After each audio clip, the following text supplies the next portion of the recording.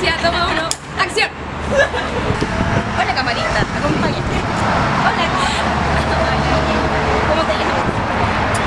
Oye Macarena, ¿te puedo hacer una pregunta? Tú, como profesora profesional, ¿qué entiendes como ciencia? Para mí, la ciencia es un estudio que busca respuesta fuera de lo espiritual, como dar una explicación más racional a lo que pasa en el mundo. Ya, muy buena. Muchas gracias. Buenos días, cabrón. Hola muchachos. Hola. ¿De qué carrera son? Psicología. Bueno, quiero hacer una pregunta muy ad hoc a estos días. ¿Qué opinan ustedes de la ciencia? ¿Qué entienden ustedes como psicólogos, futuros psicólogos de ciencia? Bueno, nuestra carrera, la ciencia, sirve de alguna u otra forma para validar las posturas que podamos tener nosotros con respecto a ciertos pacientes o ciertas temáticas. Es una forma de validación, es una forma de corroborar ciertas cosas. Si tienen otra postura de ciencia. No, eso es que la ciencia es como lo más se supone hoy en día para soportar las otras teorías, por lo menos en nuestro caso. Sí, o sea, la ciencia para llegar a como algo más tangible, algo saber un plan de inteligencia para Se comprueba. Se comprueba con la ciencia. Exacto. Muy bien. Adelante, compañero.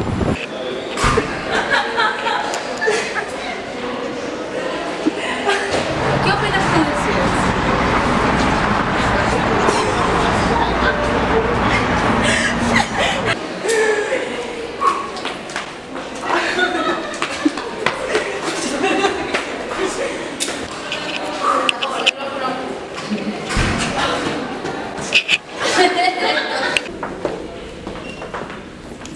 Hola, buenas tardes. Hola, buenas. ¿Cuál es su nombre? Ingrid. Buenas tardes, Ingrid. ¿Le puedo hacer una consulta? ¿Usted qué entiende por ciencia? ¿Qué entiendo yo por ciencia? A ver, la ciencia hasta hace un par de décadas atrás, siglos atrás, décadas, no sé cómo denominarlo, era un saber que se basaba en el método científico, pero en el método científico de las ciencias tradicionales, de las ciencias duras, ¿ya? Era una forma estructurada de conocimiento. Pero hoy en día la ciencia no es una forma de conocimiento tan estructurado, ¿ya? Sí es una forma de llegar al conocimiento, pero no está solamente basada en el método científico tradicional, ¿ya? Sino que se basa en otras formas, como por ejemplo son la investigación social, que sigue quizás el método científico, pero no rigurosamente como se seguía hace un par de décadas atrás. Ya. ¿Y eso usted lo podría integrar a un objeto de estudio quizás? El objeto de estudio ha cambiado. ¿Ya?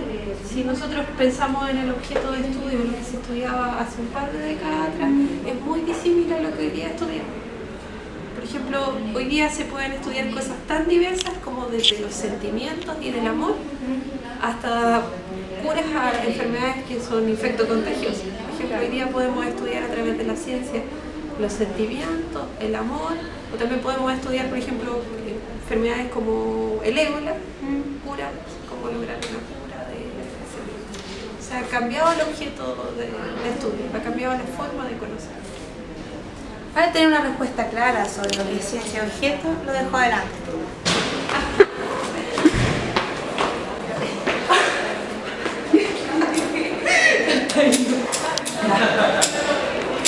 Ahora estamos listas para grabar, entrevistar a la gente.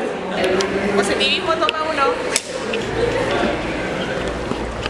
Hola, buenas tardes. ¿Puedo hacer una pregunta? ¿Qué entiendes por positivismo? Sé que positivismo es una teoría que se dio, no me acuerdo si a fines de los 90 o entre medio del siglo XX. Seguro que sí, positivismo. Una historiadora entre toda la entrevista. Adelante.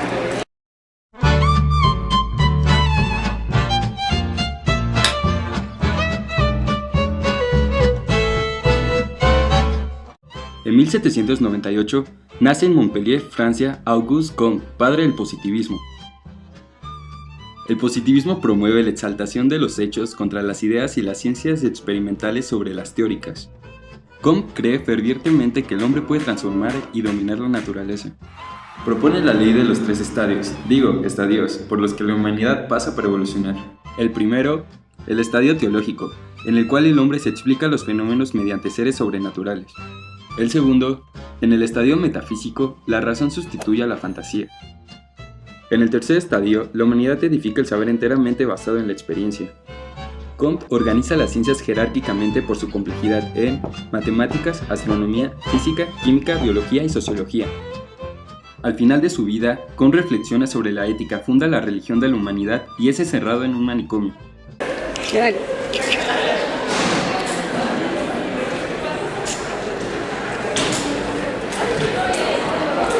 Buenos días, buenas tardes. ¿Qué me puede decir? ¿Tiene por positivismo? ¿Positivismo? Bueno, yo pienso que hay nada bueno a todas las cosas que piensa que estén como malas o bueno, siempre estar pensando que uno puede cambiar, hacer todo bien. ¿Eso lo entiende usted? Si eso entiendo yo. Ah, pero qué bueno que piense algo bueno, algo positivo. ¿Positivo? ¿Positivo? ¿Le dije positivo? ¿Positivo? ¿O le dije positivo? ¿Le dije positivo? Positivamente, positivo. Adelante, es tuyo. ¿Cuándo sí? Espera. Positivismo, toma 2. En terapia ocupacional actualmente están existiendo una serie de paradigmas que están permitiendo comprender su quehacer, su práctica, y que esto responde principalmente a todo un desarrollo histórico de la disciplina y que también responde obviamente al desarrollo histórico de la ciencia. Pero lo primero que tenemos que aclarar es a qué se refiere el concepto paradigma. El paradigma tiene varias definiciones dadas por distintas disciplinas, desde la filosofía, la ciencia política, la sociología y la terapia ocupacional. Sin embargo, una de las principales definiciones son las que desarrolló Kuhn, que en el fondo fue un autor ligado principalmente a la ciencia, a la historia de la ciencia, y en la cual él decía que un paradigma era un modelo, un ejemplo o una serie de teorías y de conceptos que permitían explicar, predecir o comprender un fenómeno, una realidad. En eso han habido 4 paradigmas de la ciencia que también han tenido mucha repercusión en la terapia ocupacional, y dentro de esos 4 grandes paradigmas se encuentra el paradigma positivista, como el paradigma más tradicional, más clásico y uno de los más utilizados en las perspectivas más médicas. Está el paradigma postpositivista, que en el fondo es uno de los paradigmas que ha tenido también mayor repercusión en la terapia ocupacional, que tiene una perspectiva más sistémica, más holística, más integrativa, ya que en el fondo permite conjugar más dimensiones sobre un fenómeno. Y también en el último tiempo, ya como desde dimensiones más sociales de la terapia ocupacional, han habido 2 grandes paradigmas que han permitido también poder ir como construyendo epistemologías de la terapia ocupacional para su quehacer desde dimensiones más sociales. Entonces ahí está el paradigma construccionista o el paradigma socioconstruccionista o el paradigma crítico. Eso lo podemos ver en la práctica por las formas de cómo se realiza la intervención de la terapia ocupacional, y esa forma de hacer también tiene que ver con modelos teóricos de la propia terapia ocupacional, y entonces podemos hacer relaciones que tienen que ver, por ejemplo, con cuando hablamos de un paradigma postpositivista que tiene que ver con una perspectiva más sistémica. Encontramos modelos de la terapia ocupacional como el modelo canadiense, el modelo del desempeño ocupacional, el modelo de ocupación humana, que en el fondo lo que hacen es poder como mirar varias dimensiones del sujeto, de la persona, y cómo éstas van influyendo en su ocupación, o en la elección de su ocupación. Desde una perspectiva construccionista aparecen nuevos modelos que en el fondo tienen una cosmovisión distinta de cómo el sujeto elige sus ocupaciones, cómo el sujeto toma sus conductas, tiene sus intereses, sus significancias, y ahí está, por ejemplo, el modelo Kawa, que es un modelo que se podría construir bajo una perspectiva más construccionista. Y también uno de los paradigmas también más utilizados de las perspectivas sociales tiene que ver con el paradigma crítico, y entonces ahí podemos encontrar modelos que se utilizan en la terapia ocupacional. No existen como modelos todavía propios de la terapia ocupacional que los identifiquemos como que están construidos del paradigma crítico, pero sí hay modelos transdisciplinarios que se están utilizando, por ejemplo el modelo de educación popular, el modelo de fortalecimiento, la intervención situada, que son formas de intervenir que la terapia ocupacional está utilizando y que tienen una epistemología que se puede asociar a un paradigma crítico. ¿Sí?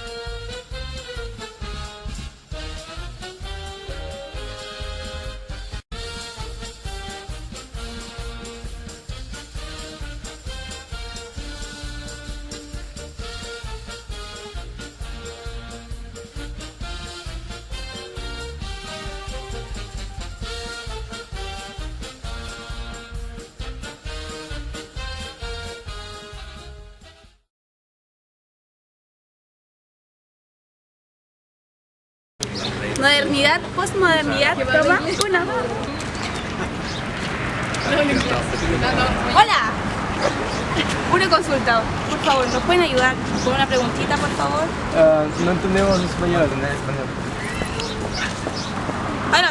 Modernidad y postmodernidad, toma 2. Hay que ser calor, ¿sabes que tenía que ponerme la bota para ir a trabajar hasta weá? Hola, ¿cómo estamos? Estamos aquí en la Andrés Bello, entrevistando a un par de personas. Tenemos un par de preguntas que hacer aquí, que nos mandaron del estudio. Entonces, a la primera persona que se nos pase por acá le vamos a preguntar las siguientes cosas. Hola, ¿cómo estás? Hola. ¿Cuál es tu nombre? Tomás. Qué lindo nombre, Tomás. ¿Tú me podrías responder algunas preguntas? Sí, sí. ¿Qué entiendes tú por modernismo y postmodernismo? Modernismo. O sea, lo actual de hoy en día y lo postmoderno lo que viene después, eso. Este cabrón inteligente. Adelante. ¿Cómo estás? Excelente. Qué bueno. Te tengo una pregunta. A ver si me puede ayudar, por favor. ¿Qué entiende usted por modernidad y posmodernidad? Bueno, primero son conceptos,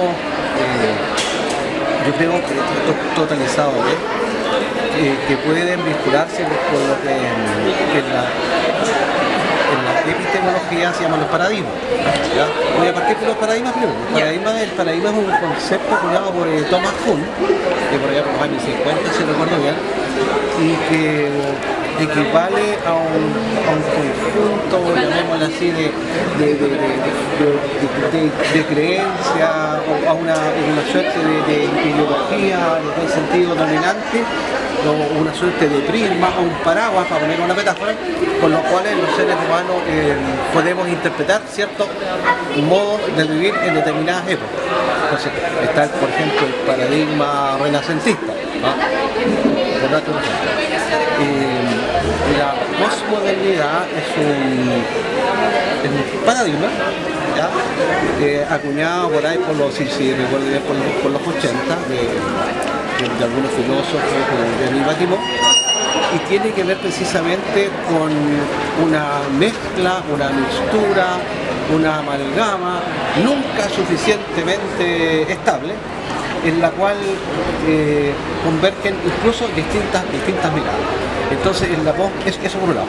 Y por otro, desde el punto de vista ideológico, llamémoslo así, ideológico político, refiere también ya al término poco menos que de la Guerra Fría, al término de las oposiciones, Occidente y Oriente, por ejemplo, y donde en la posmodernidad se debería, yo había entender esta mezcla esta mezcla de esta mixtura, pero que no está suficientemente amalgamada, en el fondo casi que fue global.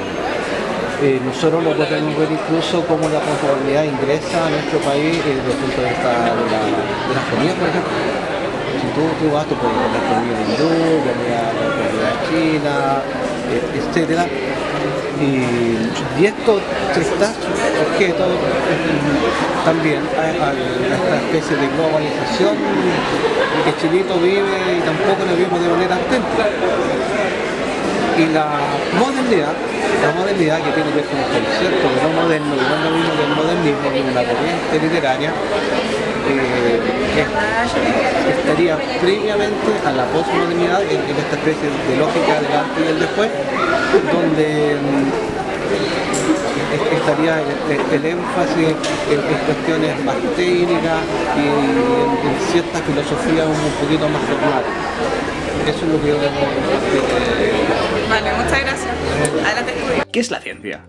De forma muy sencilla, una ciencia es una disciplina que usa el método científico. Bien, ¿y en qué consiste ese método? La verdad es que hay muchas variantes, dependiendo de qué estemos tratando, así que vamos a ilustrarlo con un ejemplo clásico: los cuerpos en caída libre. El método comienza con algo muy sencillo: hacerse una pregunta. En nuestro caso observamos que las cosas caen. Vale ya, me refiero a que observamos cómo caen las cosas. Las cosas grandes y pesadas parece que caen más rápidamente que las pequeñas y ligeras. Así que nos preguntamos, ¿depende su masa en algo? Este primer paso del método se llama observación, porque notamos algo en nuestra realidad que no sabemos explicar y queremos saber la verdad sobre él. Segundo paso, la hipótesis. Tenemos un problema. ¿Qué hacemos? Hacemos una suposición. Cuanto más pesado es un objeto, más rápido cae. Esta es nuestra hipótesis. Pero, ¿cómo sabemos que es cierta? Y es aquí cuando llega la parte más importante, la experimentación. Vamos a crear una situación controlada en la que podamos ver si es cierto lo que hemos supuesto. Cogemos una piedra y una pluma y las tiramos. Y efectivamente, la piedra llega mucho antes. La realidad confirma la suposición. Demostrada la hipótesis, podemos convertirla en ley. Y así es como la ley de caída de los cuerpos se convirtió en universal. Aristóteles fue aclamado como el mayor científico de todos los tiempos y nuestro mundo vivió en paz y armonía con los unicornios durante 1 millón de años. Espera, eso no fue lo que pasó. De repente a alguien, unos 1000 años después, se le ocurrió hacer algo distinto. Puso la pluma encima de la roca y los tiró. Los dos llegaban al suelo casi a la vez, nada comparado si los tirabas por separado. ¿Era la geometría de la pluma la que hacía que se moviese más lenta? La ley anterior se empezaba a resquebrajar. Aquí hay algo que falla. Nueva hipótesis, todos los cuerpos caen con la misma aceleración. Experimentación, creamos 2 esferas iguales de distinta masa y las tiramos desde algún lugar elevado. Resultado, caen a la vez. Este resultado muestra que la ley anterior estaba mal, y esta nueva idea ocupa su lugar como ley. Y es así como funciona el método científico. Ha funcionado también durante los últimos 500 años porque, 1. Los experimentos que se hagan tienen que ser reproducibles, es decir, que puedan volver a hacerse para ver que se obtienen los mismos resultados. Nada de fe ciega, todos convencidos, todos contentos. Y 2. Ninguna ley es inmutable. Todo principio científico es esclavo de los experimentos. Si la realidad no concuerda con la hipótesis, es errónea. No hay más discusión.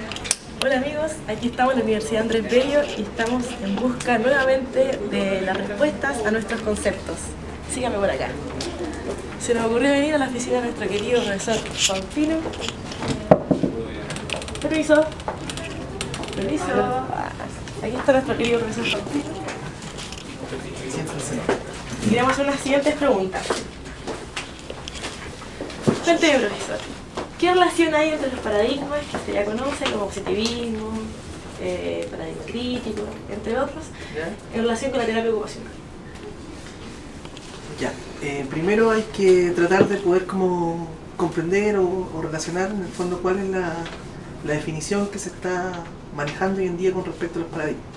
Hay distintas como comprensiones o definiciones sobre los paradigmas. Sin embargo, la terapia ocupacional este último tiempo ha tratado de poder como entenderla a partir de lo que dijo Kuhn, que en el fondo la define como una serie de conceptos, de ideas que en el fondo van generando una teoría, y que esa teoría en el fondo representa un conjunto de ideas de diferentes autores o diferentes escuelas de pensamiento que van reflejando lo que va sucediendo en la realidad. Y para eso, en el fondo, la terapia ocupacional en este último tiempo ha tenido como 3 grandes dimensiones paradigmáticas para poder entender su quehacer o para poder explicar su forma de intervención. Entonces, a partir de eso hay una historia en el fondo que puede ver reflejada estas posiciones paradigmáticas, que en el fondo también representan posiciones epistemológicas, de cómo en el fondo se va construyendo el conocimiento de la terapia ocupacional. Y desde ahí, en el fondo, parte el primer paradigma, que es el paradigma positivista, que está asociado principalmente a una perspectiva, a una lógica más médica, más objetivista, que en el fondo representa una realidad externa que es objetiva, que es posible de conocer, y en la cual la terapia ocupacional, obviamente como una disciplina relacionada con el ámbito de la salud en sus primeros momentos o en sus inicios, trabajó bajo esa cosmovisión. Luego de eso existen paradigmas que en el fondo vienen a poner en tensión, y estos paradigmas nuevos tienen que ver también con el mismo desarrollo de la historia de la ciencia, y aparecen algunos paradigmas que también son complementarios a la terapia ocupacional desde unas dimensiones más sociales, y entonces ahí aparecen los paradigmas construccionistas, el paradigma crítico, como posiciones epistemológicas que permitan pensar la terapia ocupacional desde otra dimensión que no sea la clásica o la tradicional que dominaba a partir de la perspectiva más positivista. Y ahí entonces aparecen una serie de paradigmas que en ese recorrido también hay uno que también refiere un poco a muchos modelos de la terapia ocupacional, como el paradigma, por ejemplo, positivista, que vendría a representar, por ejemplo, la construcción de modelos como el modelo ocupación humana, el modelo canadiense, que en el fondo hacen una interacción de dimensiones que tienen que ver con esto de lo biopsicosocial y cómo se complementan para poder tener una mirada más holística del sujeto. Sin embargo, hoy en día el predominio tiene que ver con una perspectiva más crítica. Ese predominio tiene que ver con una idea de una terapia ocupacional más social, que en el fondo pone o dimensiona cómo las condiciones sociales van construyendo la historia del sujeto, su cosmovisión, su actuar, ¿ya? Entonces ahí en el fondo este paradigma crítico, que en el fondo ya no tiene esta perspectiva tan objetivista, sino que más bien empieza a resaltar el tema de la subjetividad, pone el acento en la cultura, en la identidad, también manifiesta cómo las condiciones estructurales, políticas, económicas, condicionan también la vida de los sujetos, y por lo tanto sus intervenciones ya no están centradas solamente en intervenir al sujeto como responsable de su condición histórica, sino que tiene que ver con poner el acento en las dimensiones ambientales, contextuales, con las cuales el sujeto se va constituyendo como tal. Entonces, y ahí en el fondo está un poco esta...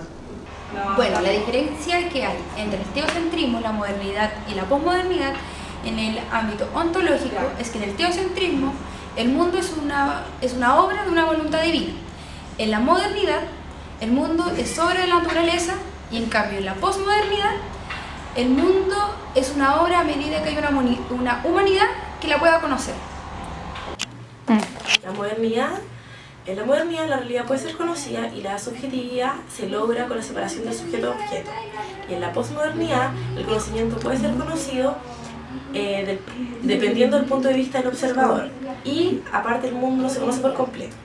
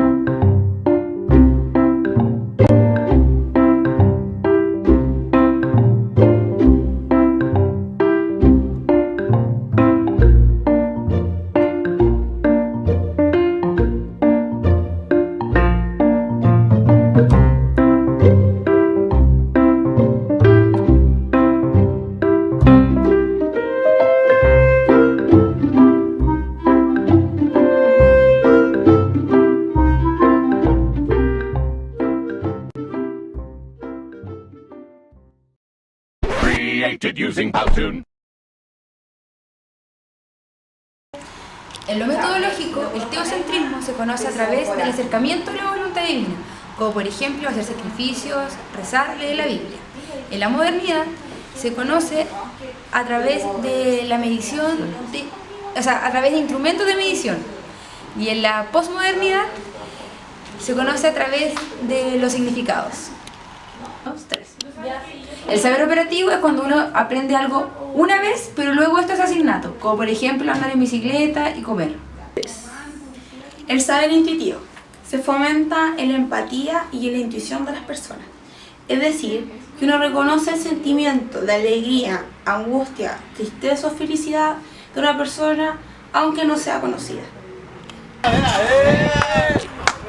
¿Un trabajo?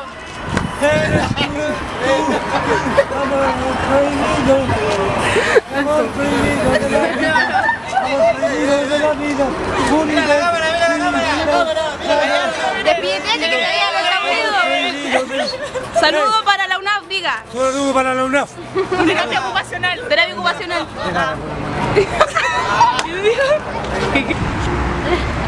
Torito, ¿qué entiendes tú por posmodernidad?